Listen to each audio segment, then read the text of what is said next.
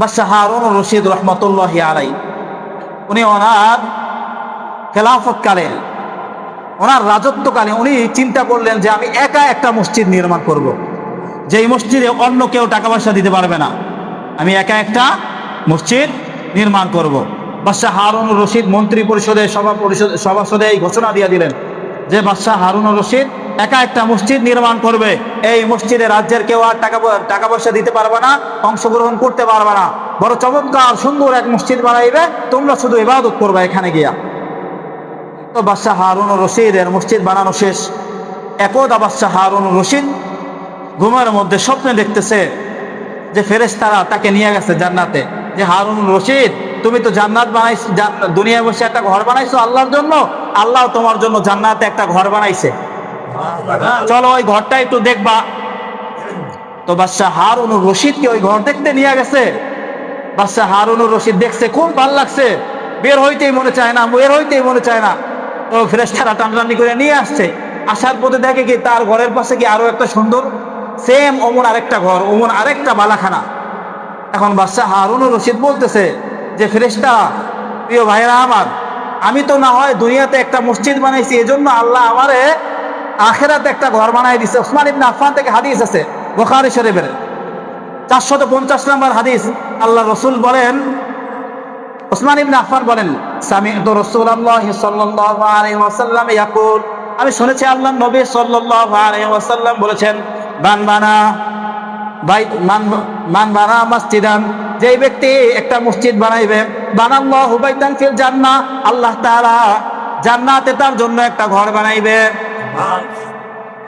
তো আমি তো বুঝলাম যে আমি দুনিয়ায় একটা মসজিদ বানাইছে, এই জন্য জান্নাতে আল্লাহ আমার জন্য ঘর বানাইছে, কিন্তু আমার সেম ঘর আরেকটা মানুষ পাইলো, ইনিকে? ফেরেশতারা বলতেছে যে এ হইল তোমার রাজমিস্ত্রি আহমাদের। কি কয়? তোমার রাজমিস্ত্রি আহমাদের।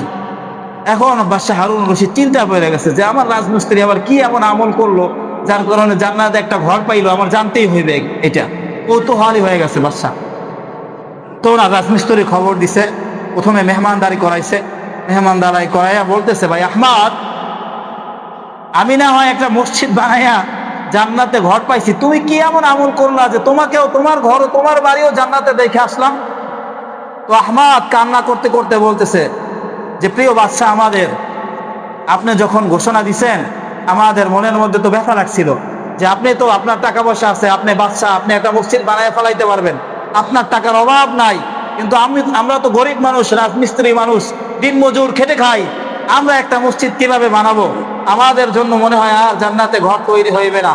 তো এই চিন্তা নিয়ে আমার মাথায় আমি ঘুরতেছিলাম কয়েকদিন পর্যন্ত। হঠাৎ করে আমি আমার পূর্বপুরুষদের জমি খনন করছি, আপনি আপনার মসজিদের জন্য যেই ধরনের, যেই মানের পাথর কিনছেন, ওরকম 3-4টা পাথর পাইছি। আমি রাতের অন্ধকারে আমার পাথরগুলোকে আপনার পাথরের সাথে আইনা মিশাইয়া দিছি, আর আল্লাহর কাছে 2 হাত তুলে দোয়া করছি, আয় পরওয়ারদিগার রব্বুল আলামিন, তুমি আমার এই 3টা পাথরকে কবুল কইরা নিও। সম্ভবত আল্লাহ তাআলা আমার এই 3 পাথরের বিনিময়ে আল্লাহ তাআলা মসজিদে জান্নাতে কি দিয়ে দিছে? আমার ঘর দিয়ে দিছে। মোলাক্খাস, মূল বিষয় বুঝাইতে চাইছি আমি যে মসজিদ কেউ যদি একটা বালির কণা দেয়, হাদিসের সারমর্ম অনুযায়ী বোঝা যায়, তাহলে আল্লাহ তাআলা তার জন্য জান্নাতে ঘর বানাইবে। হাদিস এটা প্রমাণ করে। তো মুহতারাম হাজিরিন, নাম্বার মসজিদ ভিত্তিক সমাজ বিনির্মাণ। মসজিদ ভিত্তিক সমাজ বিনির্মাণের ক্ষেত্রে মসজিদের যত কর্মকাণ্ড আছে সব কর্মকাণ্ডে আমাদের জড়াইতে হইবে। 2 নাম্বার, আমাদের সমাজের মসজিদগুলোকে সুন্দর করতে হইবে এবং টুকিটাকি যেই কাজগুলো বাকি আছে, ঝুলে আছে, প্রত্যেক সমাজের যে যেখান থেকে এখানে আসছেন সব কাজগুলো মসজিদের সমাধা করতে হইবে, পুরোপুরি করতে হইবে। 2 নাম্বার বিষয়। 3 নাম্বার বিষয়, মসজিদের ইমাম, মুয়াজ্জিন আপনাদের কাঁধে কারোর আচরণে যেন কষ্ট না পায়, এটা খেয়াল রাখতে হবে। কারণ মনে রাখবেন, আপনার মসজিদের ইমাম আপনাদের কারোর চাকরি করে না, কারোর গোলামি করে না, সে গোলামি করে একমাত্র কার? আল্লাহ তাআলার গোলামি করে।